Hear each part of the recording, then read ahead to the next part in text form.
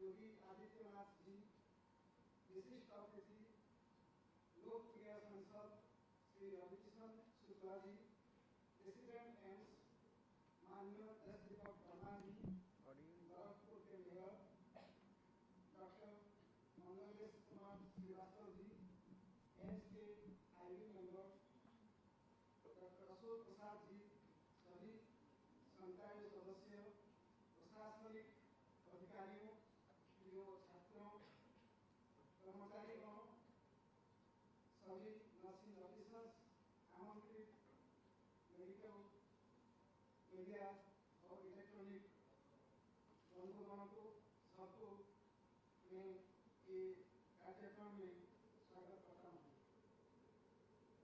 It is a matter of joy and pride for all of us that the Honorable Chief Minister visited our institute in the midst of his very busy and hectic schedule. We shall always remain ever grateful to you, sir.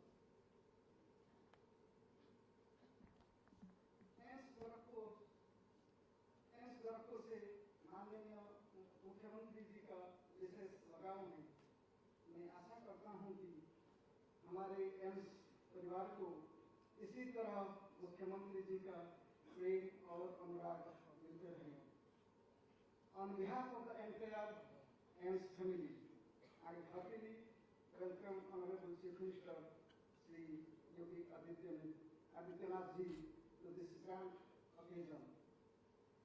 Today, I am very happy and proud to inform you all that the inauguration of two important projects at AIMS Gorakhpur, the Broadband Center and the dialysis facility. The Broadband Center is the heart of any medical institution. Accordingly, a world-class broadband center is being established at AIMS Gorakhpur. India's most advanced equipment have been installed in this center. By using these equipments, the quality of the components extracted from the blood, like red blood cells, plasma, platelets, etc., will be kept intact for many days. इसी broadband centre के उद्घाटन से अब हम गंभीर मरीजों को उनकी बीमारी और आवश्यकता को अनुरूप ब्लड और ब्लड प्रोडक्ट उपलब्ध हम कर पाएंगे।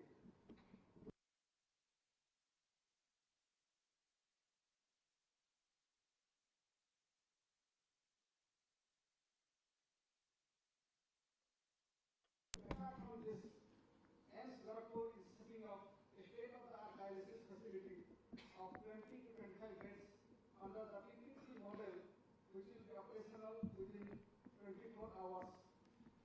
Initially, this facility has 10 beds and it will be expanded in a phased manner. Also,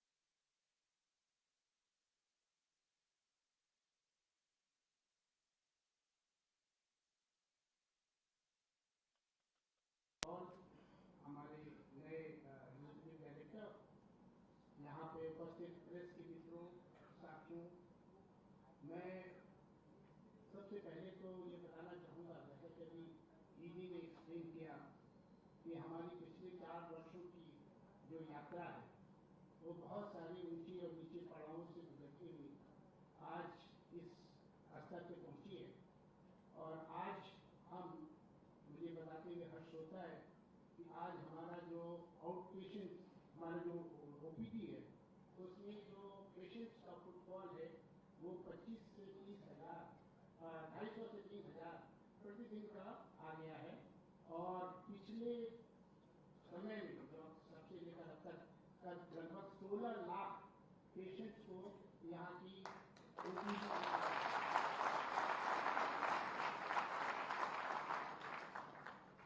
पिछले कुछ महीनों में जो विभिन्न जो हमारे माइलस्टोन्स थे उनको अचीव करने के लिए यहाँ पर आईपीडी में बेड्स की संख्या जो है उनको ऑक्युपाई करने के लिए, उनकी ऑक्युपेंसी बढ़ाने के लिए बड़े कठिन प्रयास किए गए हैं। और मुझे याद है कि मैं सबसे पहला आकस्मिक इंस्पेक्शन यहाँ पे करने गया था तो मुझे कई सारे वार्ड में एक भी पेशेंट नहीं मिला, केवल वहाँ पर जिसका लगे हुए थे और कोई पेशेंट नहीं था। मुझे ये बताते हुए हर्ष हो रहा है कि आज की तारीख में 750 बेड्स में से 450 बेड्स आज कार्यरत हो गए। हमारी बैच की भर्ती शुरुआत जब हुई थी तो 50 MBBS में 50 स्टूडेंट्स पर बैच के हिसाब से हुई थी। आज वो संख्या बढ़कर 325 हो गई है। कुल मिलाकर के वर्तमान में 550 MBBS के और 167 नर्सिंग विद्यार्थी इस संस्थान में कार्यरत है। सबसे बड़ी बात यह है कि ये एक टर्शरी केयर के रूप में और एक national institute of importance NIA जो भारत सरकार की प्राथमिकता रही है और ऐसे संस्थाओं को ये कहा गया कि उस टैक्स को प्राप्त करेंगे, तो उसकी दिशा में जो बहुत महत्वपूर्ण कदम थे, एक सबसे क्रिटिकल ब्लड बैंक की स्थापना और दूसरा डायलिसिस सेंटर की स्थापना, जिसका कार्य बहुत दिनों से पेंडिंग था और काफी प्रयास करने के बाद, काफी मॉनिटरिंग करने के बाद मुझे हर्ष है कि नए ईडी ने उसको भी तेजी से आगे बढ़ाया और आज माननीय मुख्यमंत्री जी के कर कमलों से आज उसका उद्घाटन होने जा रहा है और ये हमारे लिए एक बहुत महत्वपूर्ण बात है। मैं समझता हूँ कि इन सुविधाओं के उद्घाटन के साथ ही हम जो अपनी फाउंडेशन की जो यात्रा हमने की है उस यात्रा से आगे बढ़कर एक सेंटर ऑफ एक्सीलेंस बनने की जो यात्रा है वो यात्रा हमारी शुरू होती है। और इससे ज़्यादा खुशी की बात क्या हो सकती है कि ये जो यात्रा हमारा जो अगला यात्रा है वो एक ऐसे व्यक्ति के निर्देशन में, उनकी उपस्थिति में, उनके साजिश से हो रही है जिसके नेतृत्व का क्षमता, जिसका नेतृत्व का लोहा न केवल प्रदेश बल्कि पूरा देश आज सीखा है।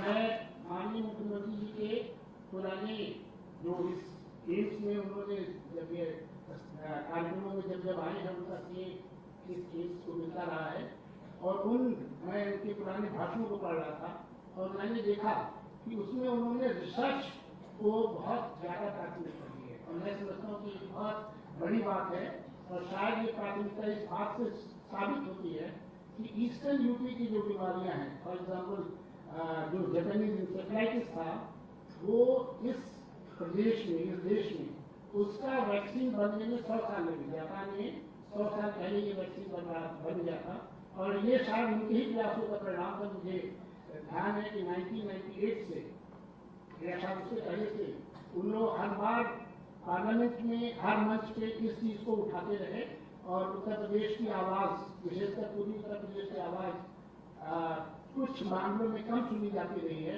लेकिन उस आवाज़ को उन्होंने बड़े ही वेग से, बड़े ही पूरी शक्ति से उसको उठाया और आज उनके नेतृत्व में ही ये परिणाम हुआ कि 4 साल के भीतर इंसेफ्लाइटिस में 95% की कमी आई, जो एक बहुत बड़ी उपलब्धि है। मैं चाहूँगा कि हमारी जो रिसर्च की टीम है, जो इस क्षेत्र की जो और बीमारियां हैं, उन बीमारियों को भी दूर करने में, फॉर एग्जाम्पल फाइलेरिया बॉम्ब रिलेटेड, थायराइड, लेप्रोसी, इन सब मामलों में भी फोकस रिसर्च करके, क्योंकि माननीय मुख्यमंत्री जी का कहना है कि जो ये रिसर्च है इसकी प्रतिध्वनि केवल आपके लैब से नहीं आनी चाहिए, वो फील्ड से आनी चाहिए। और जब लैब से उठ करके वो फील्ड तक वो प्रतिध्वनि पहुंचेगी, तभी सही मामलों में उस क्षेत्र के लोगों का भला होगा, जो आपका और हमारा हम सबका लक्ष्य होना चाहिए। माननीय मुख्यमंत्री जी को मैं ये भी याद दिलाना चाहूँगा कि उन्होंने एक भाषण में कहा अपने कि आज बीआरडी मेडिकल कॉलेज और एम्स गोरखपुर आप बहुत सारी चीज़ों में प्रतिस्पर्धा में आगे आ गए हैं। मैं माननीय मुख्यमंत्री जी को आश्वस्त करना चाहता हूँ कि इस प्रतिस्पर्धा को तो हम जीतेंगे।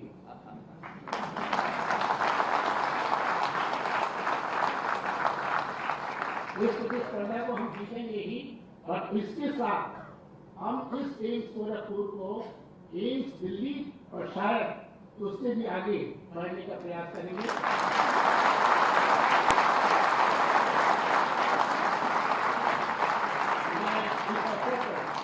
अपनी फैकल्टी का, अपने आईडी मेंबर्स में यहाँ पे बहुत सारे लोग उपस्थित हैं, अपने स्टूडेंट्स का माननीय मुख्यमंत्री जी की उपस्थिति में आह्वान करना चाहता हूँ कि आप सब मिल करके एक टीम भावना के साथ काम करते हुए इस लक्ष्य को प्राप्त करें। ये लक्ष्य एम्स दिल्ली के लक्ष्य को प्राप्त करना कठिन है, लेकिन असंभव नहीं है, इसको किया जा सकता है। और उसमें मैं प्रख्यात गीतकार दुष्यंत जी की वो कविता का उदाहरण देना चाहूँगा कि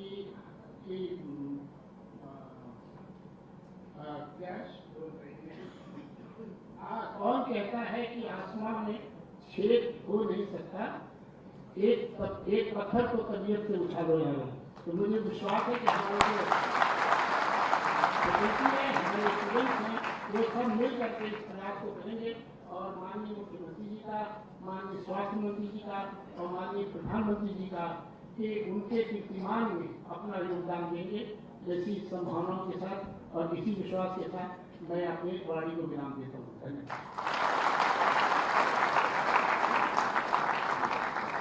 बहुत बहुत धन्यवाद सर। अब मैं कार्यक्रम को आगे बढ़ाते हुए माननीय मुख्यमंत्री महोदय और मंच पर उपस्थित सभी सम्मानित अतिथियों से अनुरोध करती हूँ कि वो एम्स गोरखपुर की नवीन सुविधाओं, रक्त केंद्र और डायलिसिस केंद्र का उद्घाटन करने की कृपा करें।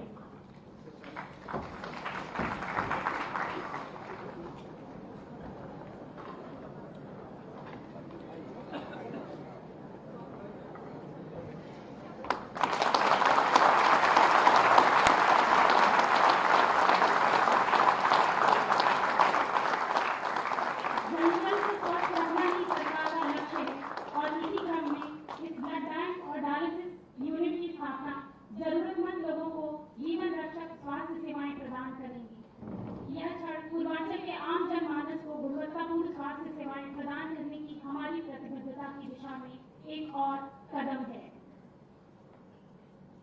अतिथि देवो भव। भारतीय संस्कृति की इस परंपरा को आगे बढ़ाते हुए अपने कार्यकारी निदेशक प्रोफेसर डॉक्टर गोपाल कृष्ण पाल महोदय से अनुरोध करूंगी कि वे हमारे माननीय मुख्यमंत्री योगी आदित्यनाथ महाराज जी को आज उनकी उपस्थिति को स्मरणीय बनाने के लिए एक स्मृति चिन्ह भेंट करें।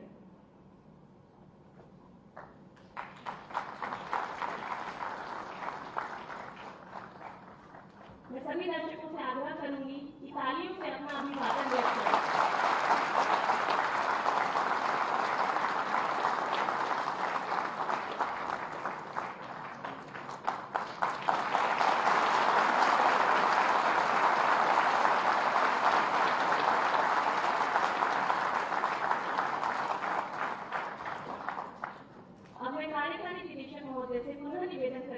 कि मैं हमारे माननीय सांसद श्री रविकिशन शुक्ल जी को एक स्मृति चिन्ह भेंट करें।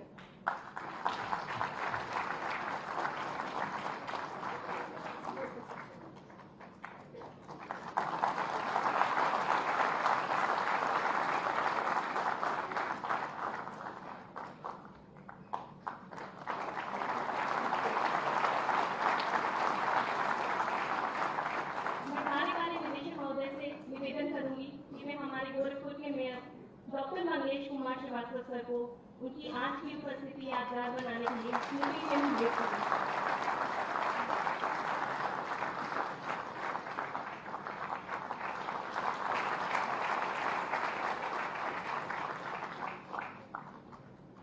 निदेशक महोदय प्रोफेसर डॉक्टर गोपाल कृष्ण महोदय से मैं पुनः निवेदन करती हूँ कि वह एम्स गोरखपुर के अध्यक्ष आदरणीय श्री देश दीपक वर्मा सर को स्मृति चिन्ह भेंट करें।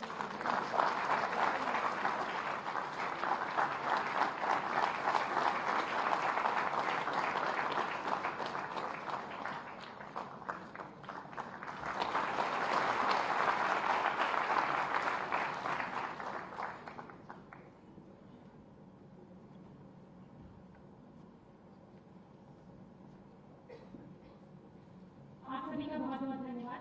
अब मैं गोरखपुर के सांसद माननीय श्री रवि किशन शुक्ल जी से निवेदन करती हूँ कि वो सभा को संबोधित करें।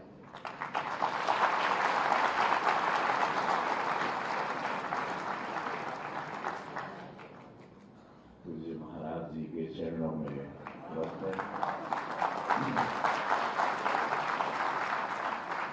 अभिनंदन। महाराज जी के लिए एक जोरदार तालियां।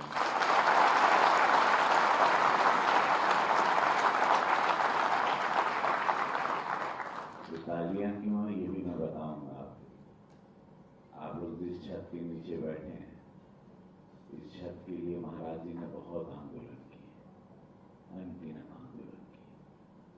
क्योंकि आप लोग देश के अलग अलग जिलों से आए हैं, अलग अलग राज्यों से आए हैं। So he's really worked very hard, and how I'm going to tell you in few seconds.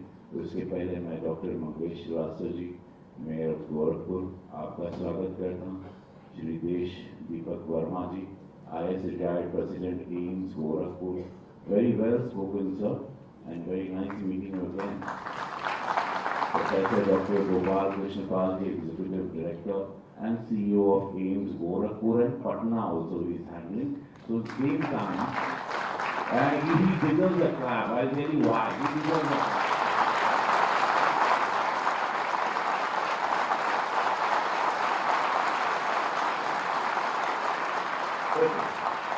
You know, because ये जब नहीं थे तब मैं एम्स को भी जानता था। महाराज जी का आदेश हमेशा रहता था कि सांसद जी जाइए वहाँ, और मैं यहाँ बहुत सारी परेशानियों से गुजरता था जब मैं यहाँ आता था। और जब से आप आए हैं मैं बहुत सारी चीज़ों को नया देख रहा हूँ, और मुझे बहुत खुशी है कि आज रक्त केंद्र और डायलिसिस सेंटर का उद्घाटन पूज्य महाराज जी, देश के सर्वाधिक सबसे लोकप्रिय मुख्यमंत्री, एक्स पर जाएंगे तो सबसे popular chief minister, the most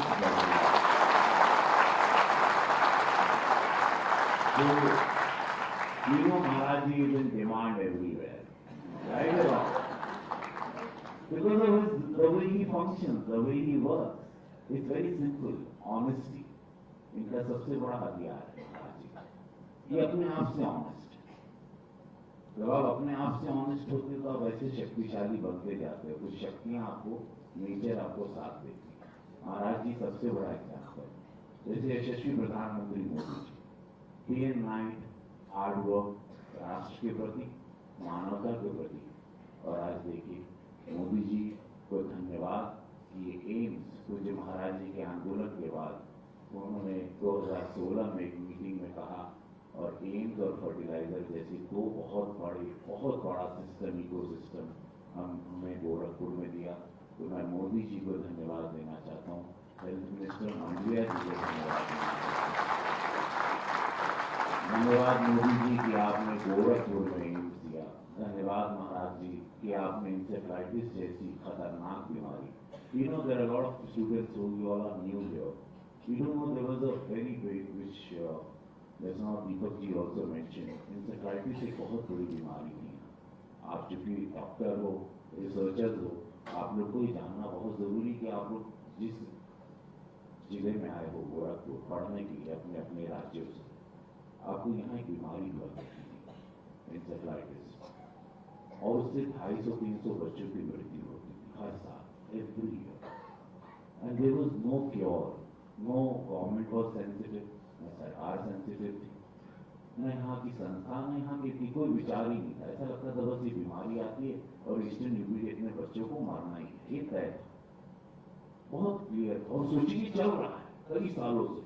महाराज जी ने फिर लगातार आंदोलन की, लगातार इस पर बात की, इन्होंने पार्लियामेंट में आवाज दी, उनका वो स्पीच उठाना पार्लियामेंट। इनकी स्पीचेस महाराज जी के ना, आप पूरे जब ये 5 टर्म मेंबर ऑफ पार्लियामेंट थे, इनकी स्पीचेस को आप पढ़िए, उसमें हमेशा medical education, medical Gorakhpur education, eastern UP की आवाज महाराज जी लगातार अपने 25 years of service of parliament में ये उठाते रहे। और उसका नतीजा है कि बच्चों, आज आप लोग जहां से भी आए हो, जिस भी राज्य से, आपको गोरखपुर एक हाईटेक सिटी के रूप में एम्स के साथ और अनगिनत सुविधाओं के साथ आपको मिला। बहुत बड़ी बात है। महाराज जी ने रिसर्च की जो बात की, इस पर गौर करिएगा। मेरे दोस्त को सोराइसिस की बीमारी, सोराइसिस, आप ये नो उस सोराइसिस उस स्किन पे सब वो रैशेज होते हैं जो जाते नहीं और हाथ पे फैलते हैं और बहुत ही अच्छे नहीं लगते। वो बहुत पैसे वाला दोस्त है हमारा, जानने वाला, लेकिन उसको बस इसको इलाज नहीं मिला और वो स्किन में फैल जाता है। विंटर में वो फैलता है बहुत ज्यादा और पूरे पूरे हाथ में हो जाता है। ऐसी स्किन कुछ अजीब सी हो जाती है, बता नहीं सकते। फिर अभी हम लास्ट मंथ उसको मिले तो देखिए उसके हाथ पे से सारे दाग चले गए। मैंने पूछा कैसे, तो बोला जर्मनी की एक ऐसी इंस्टीट्यूट है, वहां के डॉक्टर्स लोग रिसर्च करने लगे, तो जो जानवरों पे, बहुत सारे अनगिनत प्राणियों पे उन्होंने रिसर्च किया और रिसर्च करते करते एक एनिमल चूहा पे या किसी को लोगों ने करके एक उसका इंजेक्शन उसके रिएक्शन से बना और वो अभी 45,000 रुपए का एक इंजेक्शन आता है, 15 दिन में एक बार उसको लेना पड़ता है और वो खत्म किए। तो ऐसी बहुत सारी बीमारियां, जैसे कि डॉक्टर दीपक ने भी अभी आपसे उन्होंने कहा, आप लोग रिसर्च जो महाराज जी का हमेशा जोर रहता है, आप लोग यहाँ पढ़ोगे, लेकिन रिसर्च करके उन सारी चीजों को हम लोग, हमारे ब्रेन्स को वर्ल्ड में हायर किया जाता है, हमारे बच्चों को अमेरिका हायर कर लेता है, सब लोग सारी वर्ल्ड की यूनिवर्सिटी में इंडियन बच्चे नासा से लेके हर जगह, हमारे ब्रेन इतने पावरफुल है। आप लोग रिसर्च पर भी ध्यान दीजिएगा और कृपया ऐसी चीजें जो यहाँ की बीमारियां हैं, यूपी की हैं या भारत की हैं, जिसका इलाज नहीं, उस रिसर्च से आप लोग लगातार, जैसे इतना बड़ी संस्था आपको मोदी जी और योगी जी के इस कार्यकाल में राज्य में मिली, आप लोग इसका इस्तेमाल अच्छे से करिएगा। आप लोग यहाँ पर हैं, इसकी एक एक मिनट का आप लोग इस्तेमाल करिएगा। अब आप लोग देख रहे हैं जैसे कि यहाँ पे बीआरटी से डॉक्टर आर्या बैठे हैं, बीआरटी जब से डॉक्टर आर्या, और रोज एक नई नई चीजें बीआरटी भी क्रिएट कर रहा है। अखबार की हेडलाइन देखिए, बीआरटी नए नए एक्सपेरिमेंट कर रहा है। कॉम्पिटिशन बढ़िया, महाराज जी ने सही कहा, कॉम्पिटिशन बढ़िया, लेकिन बीआरटी भी पीछे नहीं है और बीआरटी के पास अच्छी फैसिलिटीज हैं, एक्सपीरियंस डॉक्टर्स भी। तो आप लोग एम्स हो, आप लोग पूरे भारत में नाम है, यशस्वी प्रधानमंत्री मोदी जी का सपना है, अटल जी का सपना रहा है, ये बहुत बड़ा नाम है। तो आप लोग भी पीछे ना रहे, लेकिन बीआरटी भी पीछे नहीं है। बीआरटी भी इस कॉम्पिटिशन में पूरी तरह, तो आप लोग भी अपना रिसर्च और अपनी फैसिलिटीज को आगे रखें। अभी आप लोग को पता है कि मैं ब्लड कभी दान नहीं देता। मैंने पिछले साल ब्लड यहाँ दान, मुझे पकड़ के लिटा दिए सब लोग कि हम गए थे, तो हम गए थे महाराज जी को कार्यक्रम हमें क्यों लिटा दें। अरे हम बोले हम तो खाली कार्यक्रम का उद्घाटन करने आए थे ना, आप दीजिए, और हमको जरा भी मन नहीं, सच हम कभी खून आए थे भाई अपना, हम तो नहीं देना चाहते, तो हम दे दिए। अब वो डरे कि 10-12 कार्यक्रम में हम कहीं फिर ना जाए, हमको चक्कर आएगा, ये आएगा, हम सोच के कभी, तब हम लोग बेचती, वो सब मीडिया कैमरा था, तो हम लेट गए वहीं की, चलो ले लो भाई, गर्मी का समय था। यही की बात है, पार्टी वो लंबे से हैं, आदमी के, वही हमको लेता है, हम लेट के वहाँ ब्लड दे दिए महाराज। तो हमको मालूम ही नहीं था, तो बाद में हमको पता चला कि मेरे खून में, वो मेरा एक थैली खून जो लोग लिए, उसने 4 लोगों की जान बचाई। पता है क्यों? अरे नहीं भाई, ताली मत बजाओ। मेरा ब्लड ग्रुप क्या होगा, चलो गैस करो, आप लोग डॉक्टर हो, हाँ, वो नेगेटिव,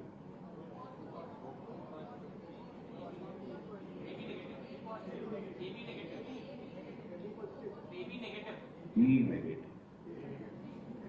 मेरा ब्लड बी नेगेटिव, जो कि बहुत रेयर, राइट? अभी पकड़ के हमको यही नहीं लेता। तो ये बस आप लोग भविष्य में बहुत आगे हैं, एम्स का नाम करें, मोदी जी के सपनों को साकार करें, पूज्य महाराज जी के दिल के करीब का है। ओपीडी यहाँ बना है, शेड यहाँ महाराज जी के आदेश पर हमारा शेड लगवा दिए सांसद निधि से, लेडीज जेंट्स के लिए 4-4 टॉयलेट वहाँ गेट पे बनवा दिए। आप लोग उसका इस्तेमाल करें, सिस्टम करें, ओपीडी को और बढ़ाएं। और इसी तरह आप लोग, और मैं चाहूँगा कि दीपक जी, ट्रॉमा सेंटर यहाँ पे बहुत डिमांड है। वी हैव न्यूरो सर्जन भी आ गए, we need to have more doctors. All the best, thank you so much. एक बार सब मेरे साथ बोलिए, भारत माता की, भारत माता की। नमः पार्वती, नमः पार्वती पते, हर हर महादेव।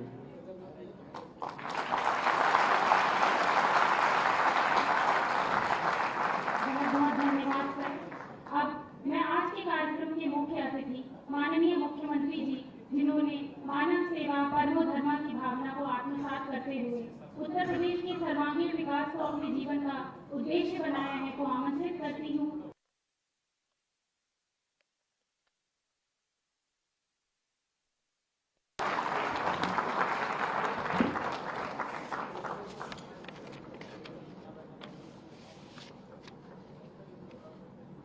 एम्स गोरखपुर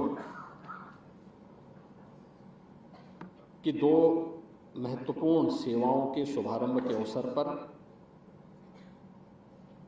आयोजित आज के इस कार्यक्रम में गोरखपुर के लोकप्रिय सांसद श्री रविकिशन जी, अध्यक्ष AIIMS Siddhesh Deepak Verma ji, executive director AIIMS professor Gopal Krishna Pal ji, महापौर गोरखपुर डॉक्टर मंगलेश श्रीवास्तव जी, आज इस समारोह में उपस्थित गोरखपुर के हमारे माननीय जनप्रतिनिधिगण, एमएलसी डॉक्टर धर्मेंद्र सिंह जी, माननीय विधायक श्री राजेश त्रिपाठी जी, श्री विपिन सिंह जी, श्री महेंद्रपाल सिंह जी,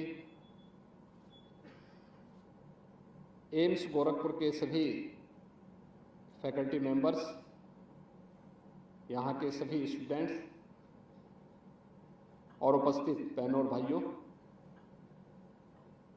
एम्स गोरखपुर में ब्लड बैंक और डायलिसिस सेंटर के शुभारंभ के अवसर पर मैं आप सबको हृदय से बधाई देता हूँ।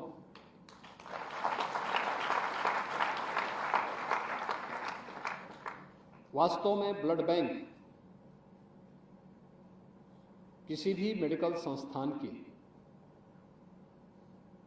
एक आत्मा कही जा सकती है, और आज के संदर्भ में इसके बगैर वहाँ की व्यवस्था का सुचारू रूप से संचालन होना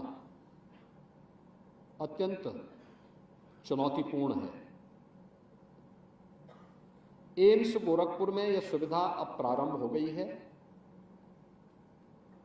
और मुझे लगता है कि एक एक करके उन सभी सुविधाओं में यहाँ वृद्धि हो रही है जो वर्षों से लोगों की एक भावनाएं थी। मुझे बताया गया कि एफएसएस की सुविधा से युक्त यहाँ पे ब्लड बैंक पहले चरण में ही प्रारंभ हो रहा है। कितना कठिन था। मुझे याद है आज से 20 वर्ष 25 वर्ष पहले गोरखपुर में 2-3 ब्लड बैंक थे और उस समय भी केवल होल ब्लड ही निकलता था।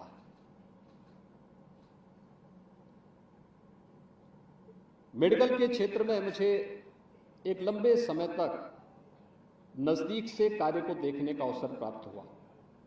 पहले बीआरडी मेडिकल कॉलेज में, खासतौर पर जब इंसेफेलाइटिस से जुड़े हुए मरीजों के उपचार और उस व्यवस्था को नज़दीक से देखने का मुझे एक अलग अनुभव वहाँ देखने को मिला था। बाद में गोरखनाथ मंदिर ट्रस्ट के द्वारा एक छोटे से हॉस्पिटल का संचालन प्रारंभ हुआ, एक चैरिटी हॉस्पिटल। वहां की कार्य पद्धति को भी बहुत नजदीक से देखता था और मुझे आश्चर्य होता है कि उस समय गोरखपुर में आईसीयू नहीं थे, ब्लड बैंक थे, लेकिन ब्लड बैंक में उस क्वालिटी नहीं दे पाते थे। 2007 में पहला ब्लड सेपरेटर यूनिट मैंने ट्रस्ट की तरफ से, गोरखनाथ मंदिर ट्रस्ट की तरफ से गोरखनाथ मंदिर की गोरखनाथ चिकित्सालय में स्थापित करवाया। उस समय जब हम लोग भारत सरकार के ड्रग कंट्रोलर से इसके बारे में बात करते थे तो चौंकते थे कि क्या अच्छा ये सुविधा वहां पे दे रहे हैं। और 2014 में एपिसिस की पहली यूनिट हम लोगों ने गोरखनाथ मंदिर ट्रस्ट के हॉस्पिटल में लगाई। आप देखें हम तकनीकी दृष्टि से कितने हम लोग पीछे हैं। 10 वर्ष पहले जो सुविधा हम लोग पहले दे चुके हैं, आज हम लोग उसको आज स्थापित कर रहे हैं। एक व्यक्ति की एक यूनिट ब्लड में 4 लोग लाभान्वित हो सकते हैं। और अब तो अगर किसी को प्लेटलेट्स की आवश्यकता है तो बाकी होल ब्लड की आवश्यकता ही नहीं। अगर हमने तकनीक का उपयोग बेहतर किया है और आज के अनुरूप हम कार्य करते हैं तो बहुत सारे लोगों की जान को हम बचा सकते हैं और तब किसी रविकिशन के साथ जबरन नहीं करना पड़ेगा।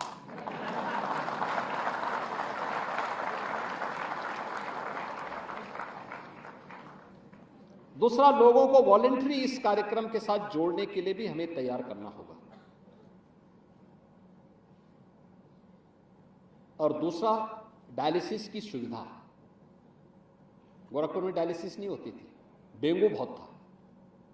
यानी इंसेफ्लाइटिस के बाद, इंसेफ्लाइटिस यहां पे 77-78 में पहली बार देखने को मिला था और बीआरडी मेडिकल कॉलेज के हमारे चिकित्सकों ने बहुत मेहनत भी की।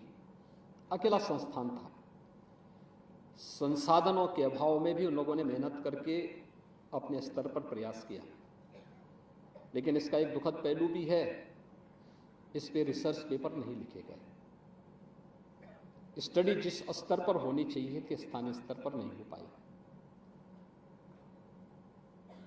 लेकिन जो वहां आता था उस पर समय पे आ गया तो रिलीफ लेकर के जाता था।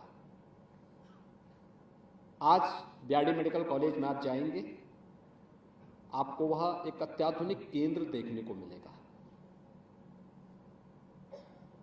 पीडियाट्रिक्स डिपार्टमेंट कैसे काम होना है, कैसे बच्चों की बेहतर सुविधाएं हम दे सकते हैं, पेशेंट केयर कैसे होना है, ये सुविधाएं आज वहां देखने को मिलेंगी।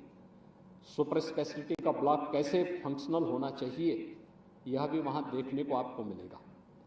और मैंने इसीलिए कहा कि एक स्वस्थ प्रतिस्पर्धा खड़ी हुई है एम्स गोरखपुर में और बीआरडी मेडिकल कॉलेज में, और इस स्वस्थ प्रतिस्पर्धा क्वालिटी को लेकर के होनी चाहिए, आगे बढ़नी चाहिए और देखना चाहिए कि कौन बेहतर करके दिखाता है, कौन अपने आप को साबित करता है।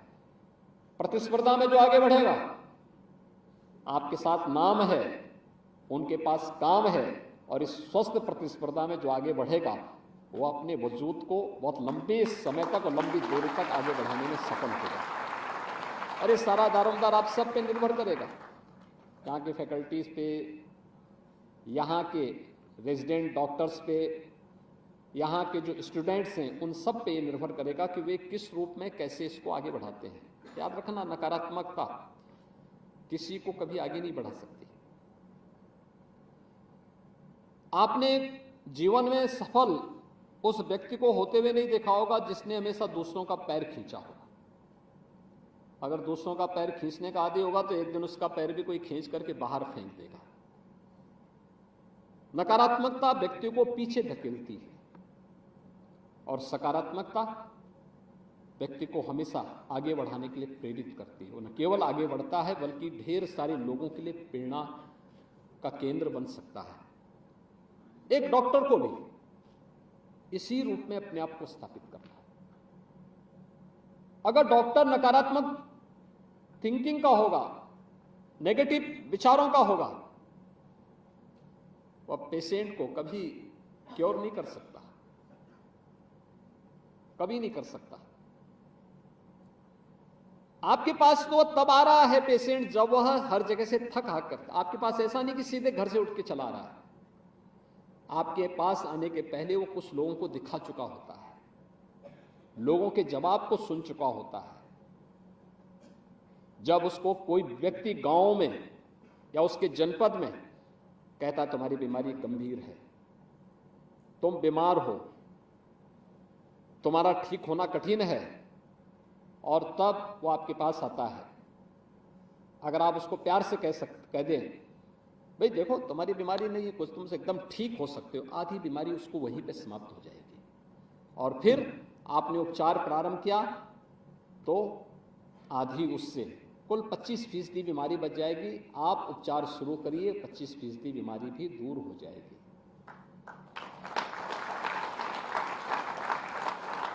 मैंने हमेशा इस बात को देखा है। कोरोना शुरू हुआ था, कोरोना महामारी आई, और कोरोना महामारी के आने पर जब 22 मार्च को प्रधानमंत्री जी ने, देखिए यही महीना है, आज से 4 वर्ष पहले उन्होंने आह्वान किया था देश के अंदर थाली बजाने का। पूरे देश के लोग शाम को अपने घरों के ऊपर इस अभियान के साथ जुड़े थे। लोगों की मानसिकता को, नेशन के मूड को जानने का एक अवसर था। जैसे कार्यक्रम संपन्न हुआ, मेरे पास तत्कालीन राष्ट्रपति जी का फोन आया। उन्होंने कहा योगी जी हम लोग यूपी से चिंतित हैं, यूपी का क्या होगा। मैं संजोग से गोरखपुर में था।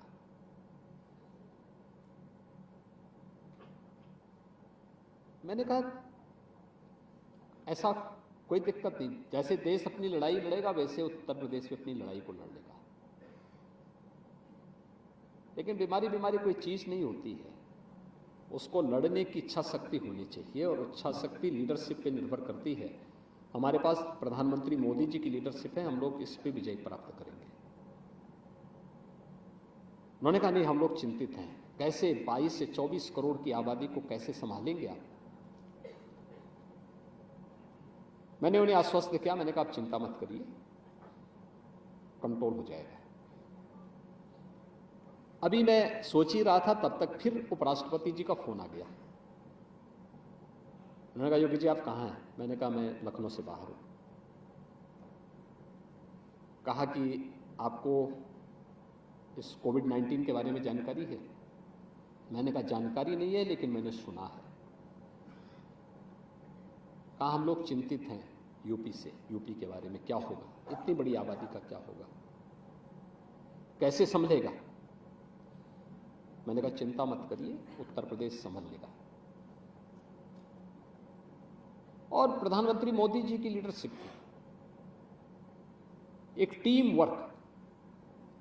जैसे ही लॉकडाउन हुआ, 25 मार्च को लॉकडाउन देश के अंदर लागू हुआ, मैंने 25 की मॉर्निंग में ही 11 बजे अपनी बैठक प्रारंभ की और टीम 11 का गठन किया। टीम 11 का मतलब अंतर विभागीय समन्वय का, शासन की एक टीम जो इस पे कार्य करेगी, मुझे रिपोर्टिंग करेगी और राज्य भर में इस कार्यक्रम को उसी टीम 11 के अंतर्गत काम करना है। ए, बी, सी अलग अलग कैटेगरी उसकी तय कर दी गई। एक टीम में अगर कोई व्यक्ति कहीं इस बीमारी की चपेट में आया तो वह टीम का कार्य बाधक नहीं होना चाहिए, और अलग अलग क्रम में हमने आगे बढ़ाना प्रारंभ किया।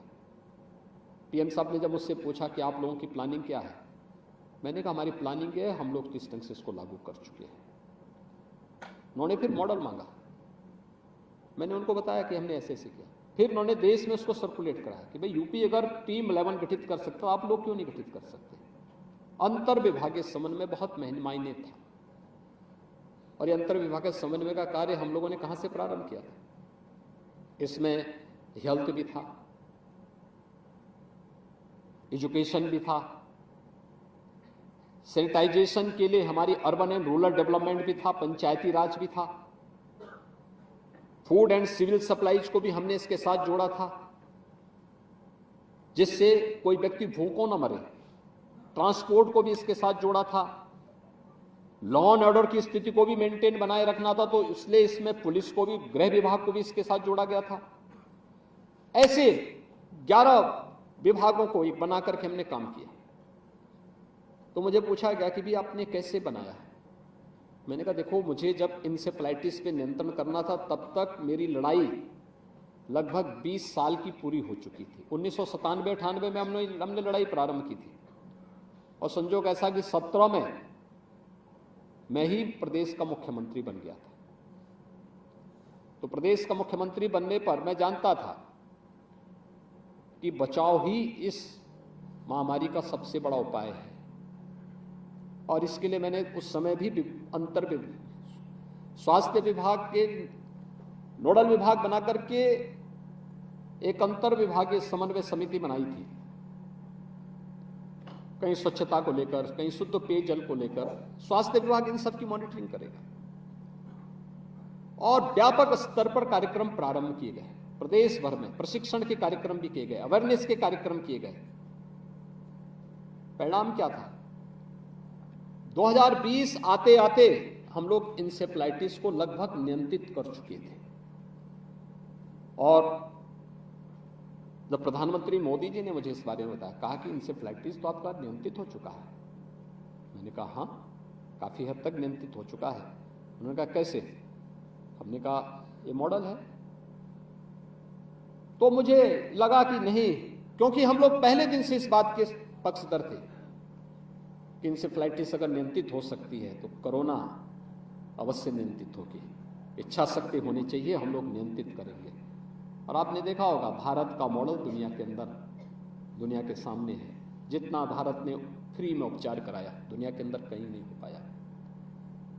जितना वैक्सीनेशन भारत ने कराया, दुनिया नहीं करा पाई। भारत के बने हुए वैक्सीन जितने प्रभावी हैं, दुनिया का कोई वैक्सीन उतना प्रभावी नहीं। भारत के अंदर जितने रूप में लोगों को, गरीबों को राशन की सुविधा का लाभ मिल रहा है, पिछले 4 वर्ष से मिल रहा, अगले 5 वर्ष तक प्राप्त होना है, कहीं दुनिया के अंदर नहीं प्राप्त हो पाया। और भारत मजबूती से अपनी लड़ाई को आगे बढ़ाते हुए दुनिया की सबसे अग्रणी अर्थव्यवस्था के रूप में भी अपनी रेस को बनाया हुआ है। ये दुनिया के अंदर एक मॉडल है कि हमने अपनी गति को भी थमने नहीं दी है, लेकिन अपने लोगों को बचाया है। और यह तब संभव हो पाया है जब यशस्वी नेतृत्व था और टीम वर्क देश के पास था। ऐसे टीम वर्क संस्थान के लिए भी बहुत महत्वपूर्ण होता है।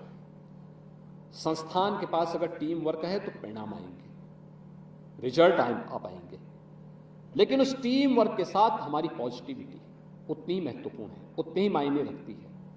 हम लोगों को उस कार्यक्रम के साथ जुड़ना ही पड़ेगा, उस अभियान को आगे बढ़ाना ही पड़ेगा, उसके बेहतर परिणाम आएंगे। एम्स यह अपने आप में भारत के ऐसे चिकित्सा संस्थान हैं जिसके नाम से बीमारी दूर भागती है, और हमें इसको साबित करना है। हमें इसको साबित करना है।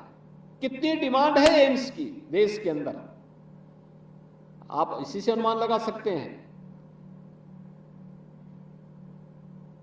कि पहला एम्स जब स्थापित हुआ था, पहले एम्स के स्थापित होने के बाद कई दशक तक कोई एम्स स्थापित नहीं हुआ।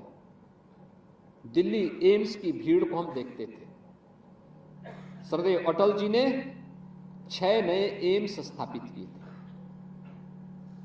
और 6 नए एम्स स्थापित होने के बाद प्रधानमंत्री मोदी जी के समय में अब बढ़कर के इनकी संख्या 22 हो चुकी है। देश के अंदर 22 एम्स आज के दिन पर कार्य कर चुके हैं। अभी मुझे पिछले सप्ताह ही एम्स रायबरेली के उद्घाटन में जाना पड़ा था।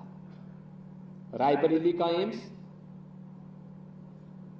विधिवत उद्घाटन गत वर्ष उसका हुआ है, अब इसी वर्ष हुआ है, अभी 1 सप्ताह पहले हुआ है। गत वर्ष वहां पर एडमिशन की प्रक्रिया प्रारंभ हुई थी, और आज हम लोग एम्स गोरखपुर में पिछले 3 वर्ष से यहां पे अपने पाठ्यक्रम को भी संचालित कर चुके हैं।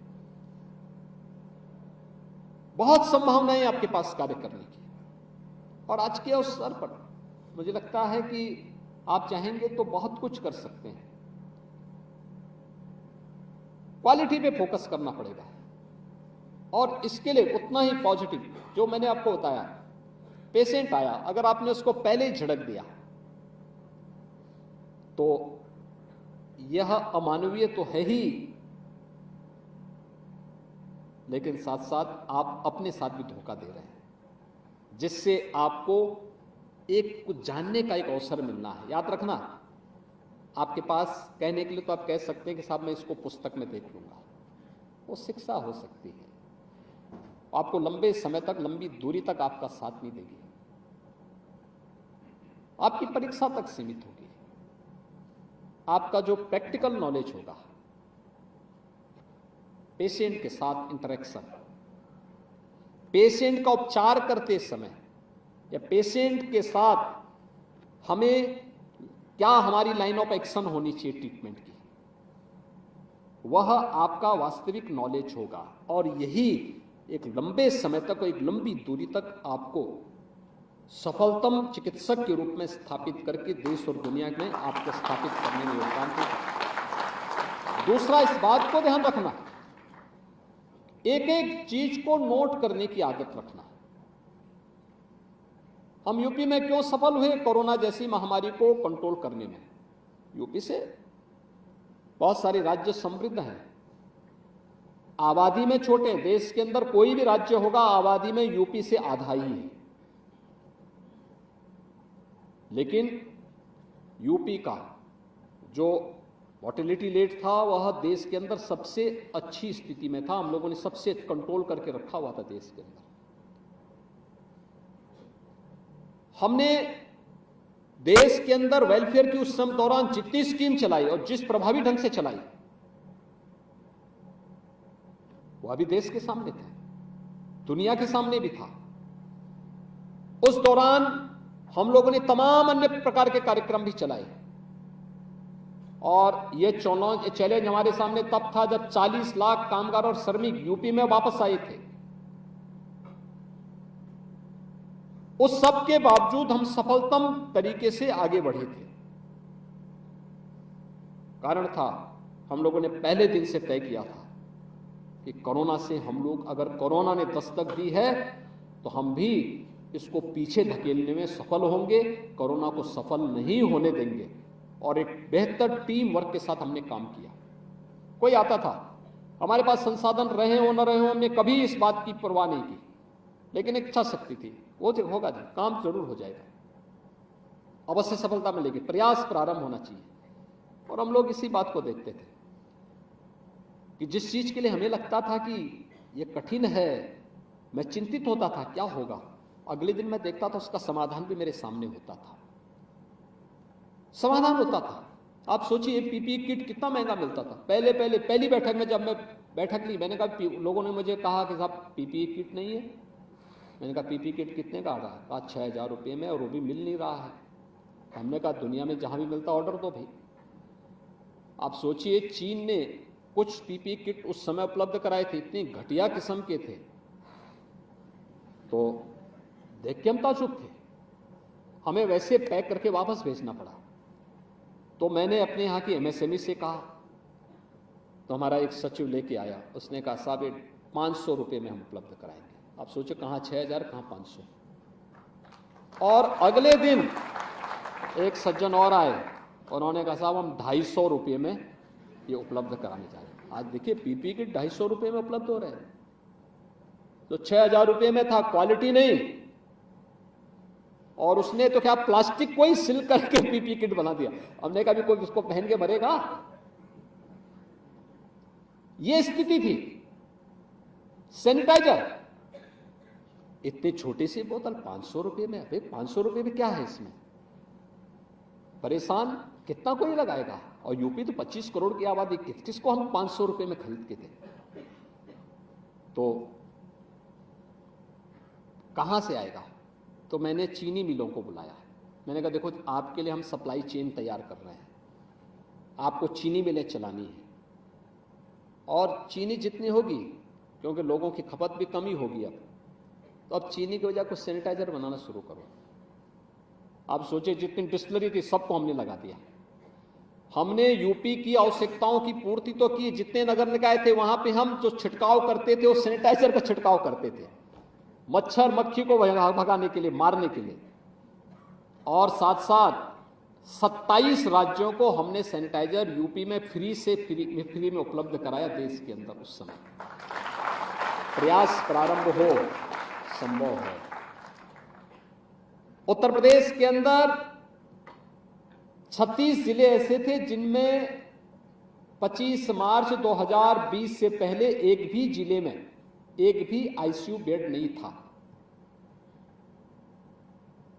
हमने अगले 1 महीने के अंदर इस व्यवस्था को भारत सरकार की मदद से पूरा करके हर जिले में व्यवस्था उपलब्ध करवाई थी। फिर ये वहां कि वे आईसीयू तो बना दिए गए, अब संचालित कैसे होंगे? हमने कहा भाई काम करो, टेक्नीशियन और हर जिले में कुछ फिजिशियन को इसके लिए ट्रेन करो, क्योंकि क्रिटिकल केयर से जुड़े हुए लोग मिलेंगे कम, तब तक इन्हीं को ट्रेन करो। एक एक व्यक्ति को लखनऊ एसजीपीजीआई में और सेज को कहा गया कि भाई आप लोग जिले में इनकी ट्रेनिंग दो, और वर्चुअल 1 घंटे की ट्रेनिंग प्रतिदिन लखनऊ से एसजीपीजीआई और केजीएमयू के माध्यम से प्रदेश भर के जितने आईसीयू के सबको हम जोड़ते थे हर दिन, और मैं हर दिन रिपोर्ट लेता था उनकी, क्या हुआ, क्या ट्रेनिंग दी, अगर कोई समस्या है कौन जा रहा है, एक टीम खड़ी रहती थी, कहीं कोई समस्या हो रही हो टीम तुरंत रवाना होती थी। आवश्यकता पड़ती थी मैं स्टेट प्लेन उन्हें उपलब्ध कराता था। अब स्टेट प्लेन लेकर 3 प्लेन मैंने तय करके रखे हुए थे, कहीं कोई समस्या होती प्लेन लेके जाओ, हेलीकॉप्टर लेके जाओ। 3 हेलीकॉप्टर और 3 प्लेन हमेशा तैयार रहते थे, जो जा करके उनको वहां पहुंचाने का काम करते थे, कहीं कोई समस्या नहीं होने देते थे। और परिणाम क्या था कि हम सब सफल हुए।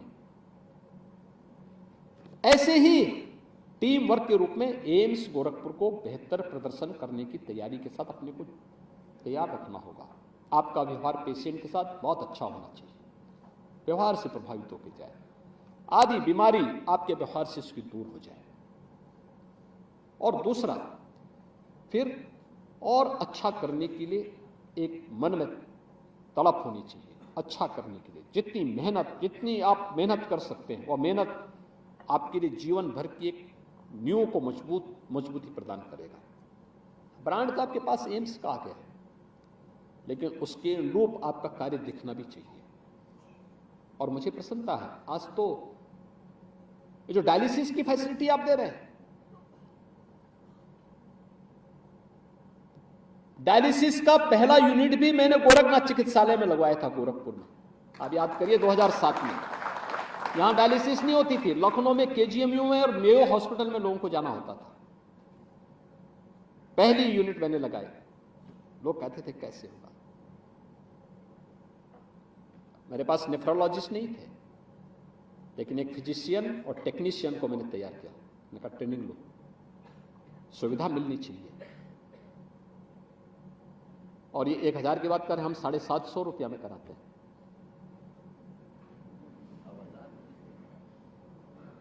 और हमारा प्रयास होना चाहिए, अभी भी प्रयास होना चाहिए कि आयुष्मान भारत की सुविधा हर पेशेंट को उपलब्ध हो रही है।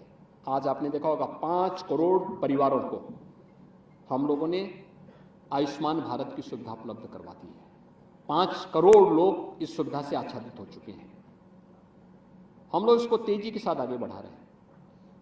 रेट हमारा होना चाहिए सीजीएचएस का, अलग अलग सिटी के अनुसार जो रेट है हम उसके अनुसार रेट तय करें।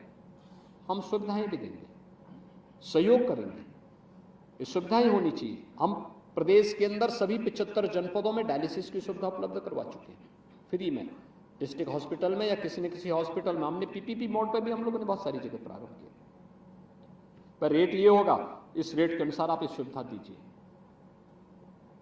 और हमें तैयार होना होगा अपने आप को। आज के समय में सरकार सुविधा देने को तैयार है।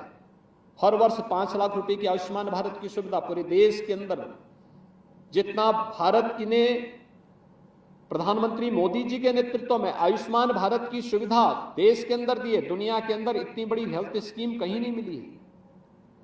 और इसका लाभ एक एक व्यक्ति ले सके, इसको लागू करिए, हर हाल में हर व्यक्ति तक इसका लाभ पहुंचने की। कोई आता है, आयुष्मान भारत को अलाउ कराइए, ये लाभ मिलेगा आपको, बहुत अच्छी सुविधा मिलेगी, लोग खुश होंगे, अधिक से अधिक लोग आएंगे। और मेरा ये मानना है, डॉक्टर को अपनी ओपीडी सीमित नहीं रखनी चाहिए। और फैकल्टी मेंबर्स से मैं कहूंगा, जितने भी हमारे यहाँ प्रोफेसर्स हैं, उन सबसे मैं अनुरोध करूंगा, हम सीमित करें कि मैं 20 या 25 या 50 ही लोग देखूं। जितने अधिक आप देखते, 100 लोगों को अगर आप देखेंगे, 200 लोगों को देखेंगे, आपके पास अलग अलग प्रकृति से जुड़े हुए, अलग अलग पृष्ठभूमि से जुड़े हुए पेशेंट आएंगे और वहां आपके साथ आपको उनके बारे में जानने का एक अवसर प्राप्त होगा। एक नई स्टडी आपको वहीं से प्राप्त होगी। दुनिया जिसके पीछे भागती है, वो आपके पास बैठे बैठे आपके चेंबर में आकर के, और फिर उसका एक डायग्राम तैयार करिए, एक डाटा तैयार करिए, और डाटा तैयार करके फिर आपको लगता है किसी स्पेसिफिक बीमारी से जुड़े हुए लोग किसी एक क्षेत्र विशेष से अगर आ रहे हैं, एक बार अपनी मेडिकल टीम के साथ स्टेट गवर्नमेंट से कहिए हम वहां जाना चाहते हैं। गवर्नमेंट आपको सुविधा उपलब्ध कराएगी, वहां जाकर के कैंप करिए 10 घंटे, 12 घंटे, 24 घंटे के लिए, और फिर स्टडी करिए। वहां पर स्टडी पेपर तैयार करके गवर्नमेंट को उपलब्ध कराइए। गवर्नमेंट उसको वहां फॉलो करेगी, उसको वहां लागू करेगी, उसका समाधान का रास्ता निकालेगी। मानवता की सबसे बड़ी सेवा है। और आपके पास अपना एक थीसिस होगा स्टडी पेपर का, जिसको आप किसी भी नेशनल इंटरनेशनल मैगजीन में दे सकते हैं। देखो ये बीमारी थी, इसका उपचार और इसका समाधान का रास्ता हम लोगों ने ऐसे निकाला है। मुझे लगता है एम्स को इस दिशा में कार्य प्रारंभ करने के लिए आगे बढ़ना होगा, और प्रधानमंत्री जी की यही मंशा है। और मुझे प्रसन्नता है कि यह आज यहाँ पे ब्लड बैंक अत्याधुनिक सुविधाओं से युक्त और डायलिसिस की सुविधा भी यहाँ पे अब लोगों को प्राप्त हो पाएगी।